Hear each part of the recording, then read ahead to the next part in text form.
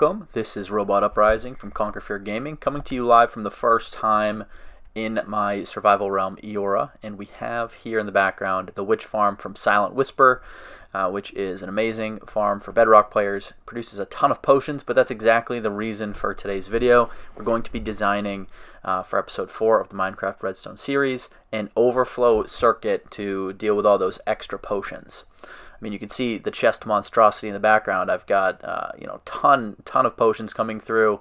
I've sorted a bunch of them manually, but I do not need any more health potions, and so we're going to be destroying them, making sure that it doesn't clog up the rest of the item sorter for all the great loot, the gunpowder, the redstone, the glowstone, etc.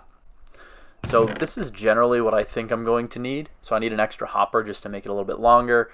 I'm going to move the chest, and I'm going to have the a sticky piston push a hopper into place to divert the flow of potions into a dropper, and we're going to activate that using a circuit with a redstone repeater, torch. We're going to need some dust, not sure exactly how much. I prefer to use polished diorite for my redstone circuitry in survival.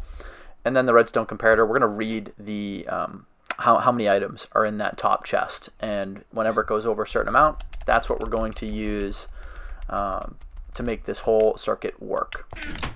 So let's go ahead and get started. Actually, we'll put that here. So first things first, I'm going to want to move this over a bit. So that is fine. Now I'm going to just move this chest.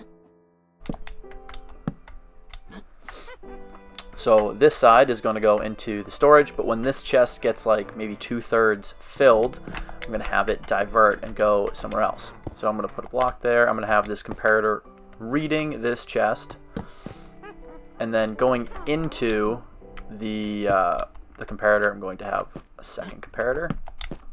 So this will read the contents of this chest, and so when this fills up to a certain amount, it will have to override however much I put in here. So this is how I'm going to determine where the cutoff is going to be.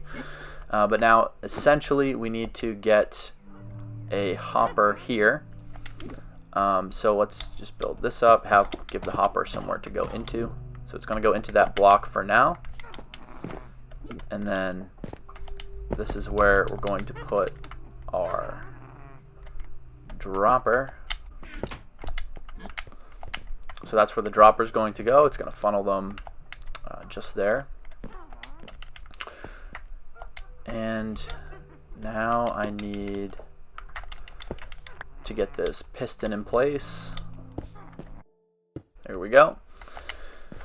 So when this is activated, we just need it to give an output here, and I think this is really all we're going to need to do is put a single block there and a single piece of redstone dust. So now when this comparator is active, it will turn this redstone on, which will power the block, which will power the piston, which will extend and will put the hopper in place, which will then funnel things into the dropper. Let me just use this here torch then. Alright, so this is where the default hopper is going to be. It's not going to be pulling items, so that it's only going to be pulling items when this hopper, this comparator is powering the circuit. Don't need that either. So this is where I will just fill in this chest with a bunch of extra potions of healing. Since that is the excess item, we have plenty of them.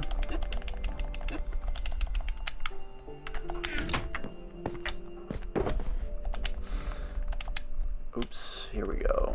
Get that last one.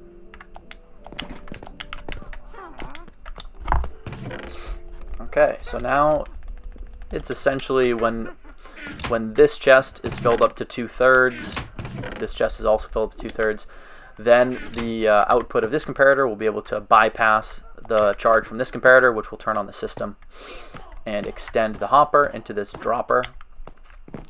So now we need to basically put a circuit in place so that whenever there's something in this hopper, it's going to activate the circuit.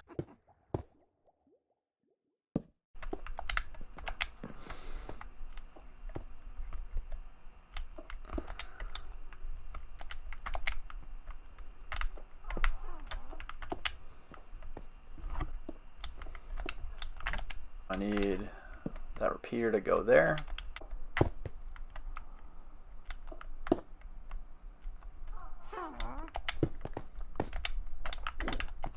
So this is going to be a repeater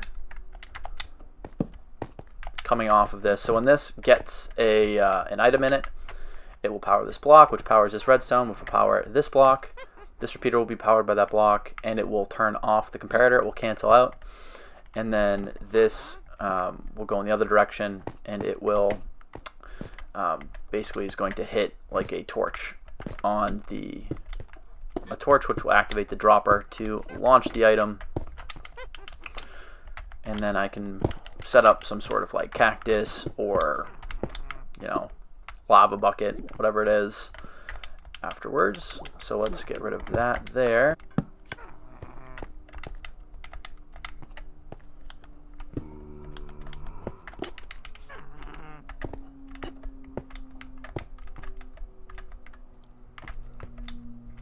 So now I have a redstone line coming down from this block all the way into this one, which will deactivate the torch, which will just continuously activate this.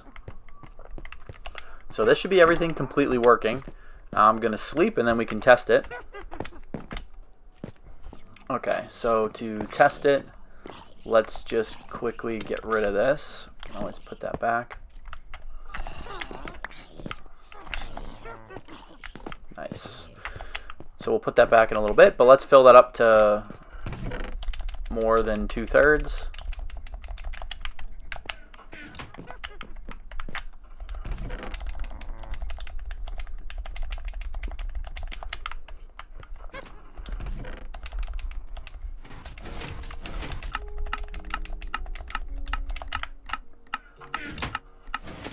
And you can see as soon as it gets over that threshold, it will start launching items out. So I can increase how many items I'm allowing to stay in here by changing how many are in here. So I think, for example, if I take this out, it will activate this again. So you can basically dictate how full you want this to be before it activates the overflow circuit. But you can see everything works flawlessly, and now all I would need to do is basically put this going into like a drop of lava or a cactus, and then you've got a system which just destroys the extra. And this farm produces so much resources that you don't need all the potions. In fact, that's what this build below is going to be. It's going to be a 4-quartile PvP arena with different themes in each area, and I'm going to have some sort of automatic redstone system dispensing splash potions. I think it's the only way I can get rid of the massive amount that this farm generates. So that's everything completely finished. We saw it work. Now I can just put this back, and then this will then drain out. No issues. But I can now turn this farm on, and I know that no matter what, it's never going to back up the item sorter because I'm using hoppers. I'm not using like a water stream.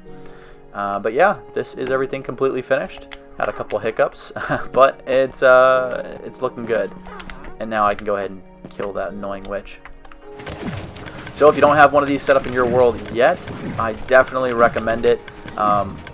You know, Silent Whisper's design is amazing, and these are some god tier materials here. So all the redstone you could ask for, glowstone, and then of course gunpowder for your elytra. I think a nice addition to this would also just be to put like a sugarcane farm underneath, and that way you get your paper and your gunpowder all in one place.